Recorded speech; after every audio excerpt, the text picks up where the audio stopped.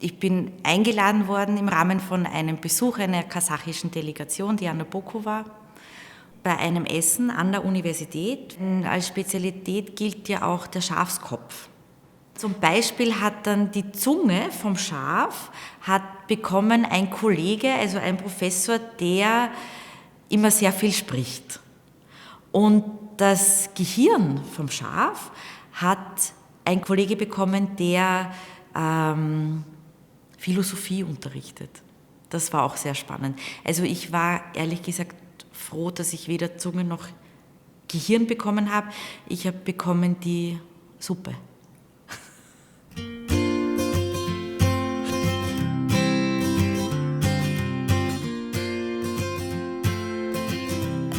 Wenn man als Europäerin nach Westkasachstan fährt, wo jetzt nicht so viele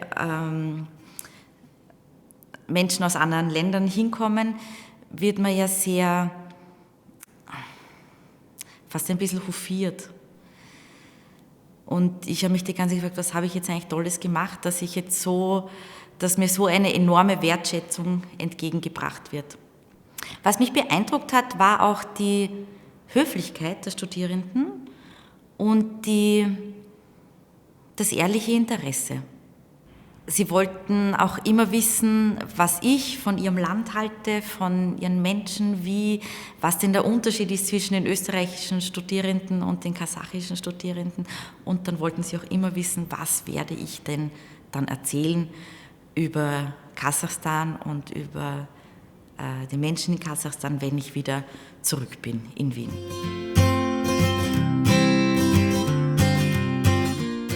Ja, ich war in Westafrika, eigentlich jetzt schon über 10 Jahre haben wir eine Kooperation mit der Universität in Ouagadougou und wir haben eigentlich über Gewässer geforscht und über Fische in diesen Gewässern, aber auch über benthische Invertebraten, das wäre das, dass die Fische fressen, die quasi das Fischfutter, wie wir es oft salopp nennen. Und wenn man die Menschen fragt, was Fische brauchen und wo die Fische eigentlich herkommen, gibt es eine sehr sonderbare Antwort, indem sie sagen, die Fische fallen vom Himmel. Und ich bin dem dann nachgegangen und es ist tatsächlich auch so in der Südsee und auch in der Karibik, dass durch Taifune, durch einen Zyklon Fische aus einem Gewässer mit aufgesaugt werden und dann an einer anderen Stelle wieder herunterfallen. Deswegen ist dieser aktive Naturschutz und Gewässerschutz eigentlich sehr gering, weil die Leute sagen, in einen Gott vertrauen, in einen gesunden, wenn der Gott will, wenn der oben will, dann fallen da die Fische wieder vom Himmel und es wird ein großes Wasser kommen und dann haben wir wieder die Fische und das ist alles wieder da.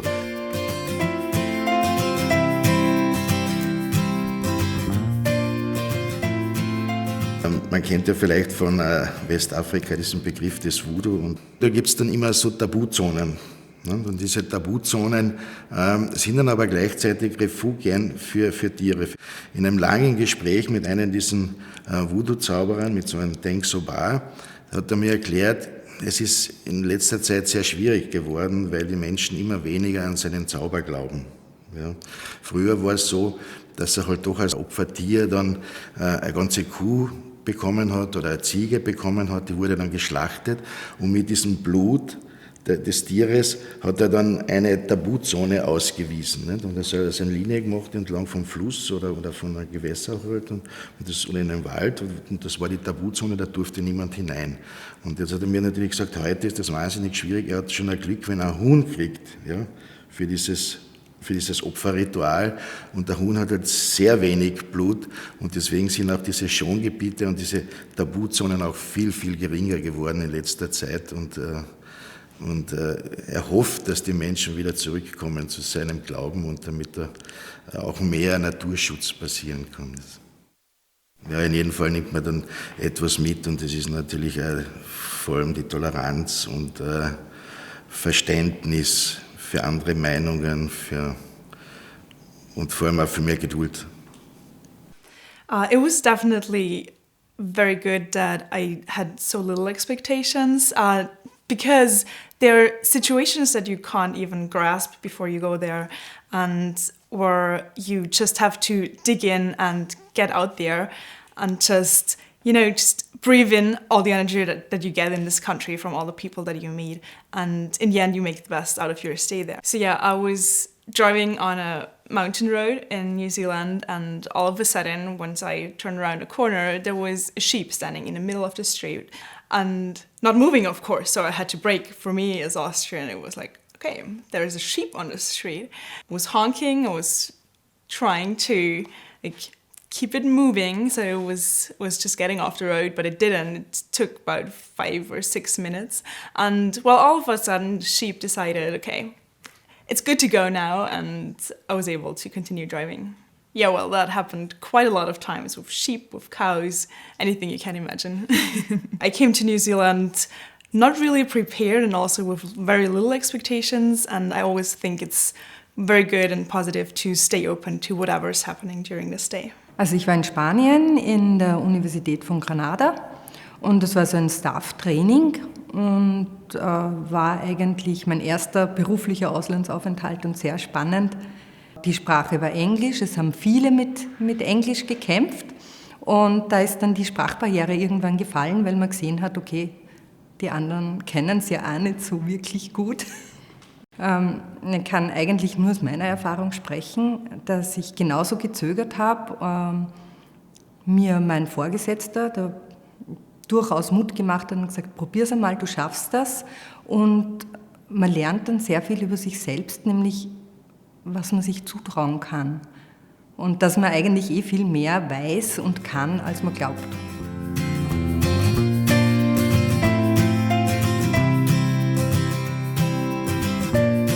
Ich bin Waldökologe, das heißt, es geht bei unserer Arbeit in Bhutan immer sehr stark darum, waldökologische Fragestellungen zu bearbeiten, aber auf eine Art und Weise, die eben die Fragen partizipativ entwickelt. Und die Arbeit, die wir jetzt gerade durchführen, da geht es um Klimaanpassung, Klimawandelanpassung.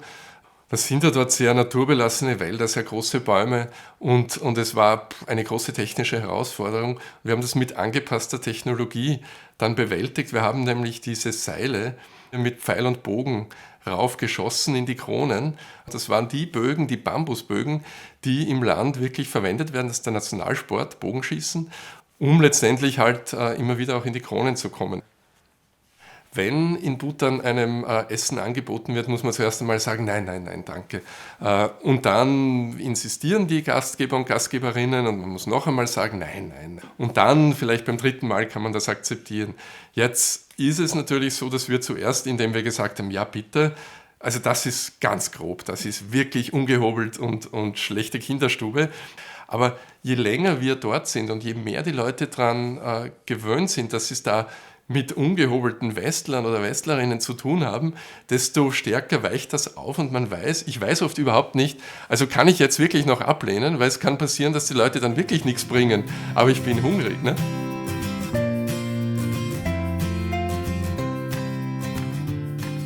Was in Kuba faszinierend ist, wenn man sich bei einer Bank anstellt, bei einem Bus anstellt, stehe ich dort, kommt jemand zu mir her und fragt, wer ist der Letzte? ¿Quién es el último? Und ich schaue ihn an und denke mir, was will jetzt der? Ja?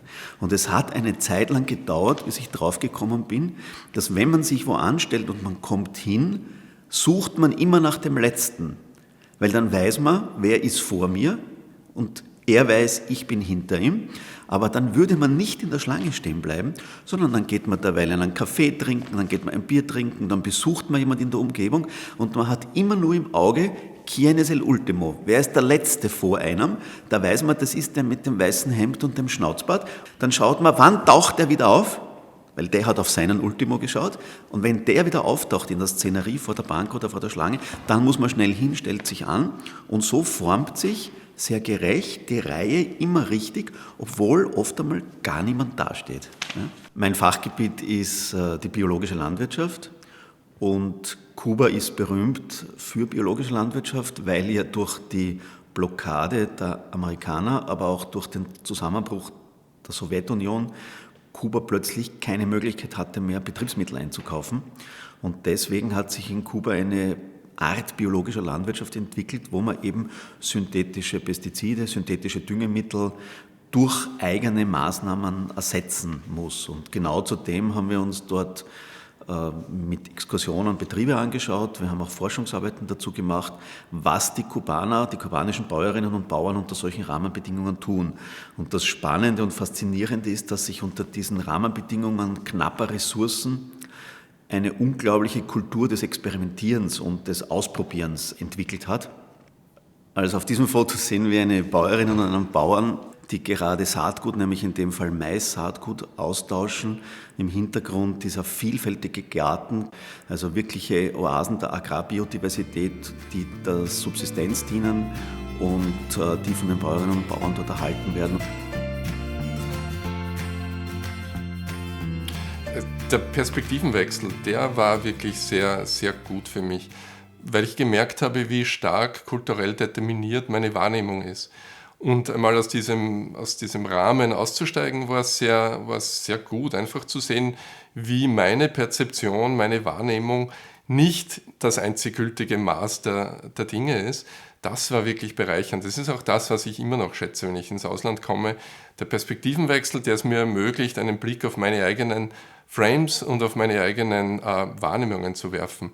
Das ist auch wirklich das, was bereichernd ist und inspirierend ist an solchen Aufenthalten. Ich denke mal, sollte jeder probieren und keine Angst davor haben. Na, es ist schön, dass man das eigene Tun in einen globalen Kontext setzt. Man kann ja sehr leicht annehmen, dass das, was hier ist, selbstverständlich ist und das, was wir hier tun, auf der ganzen Welt so wäre. Und jede Reise und gerade auch Aufenthalte in Lateinamerika oder in Kuba führen dazu, dass man das relativiert und sieht, wie im eigenen Fachbereich Menschen in anderen Regionen lehren, forschen, studieren und dass das eben unser Weg nicht der einzige ist, sondern dass es auch andere Wege und andere Möglichkeiten gibt, an einer Universität zu lehren und zu forschen. Ich würde jedem, der Interesse daran hat, empfehlen, ins Ausland zu gehen. Ja, bin sehr froh, dass ich mich da ermutigen habe lassen.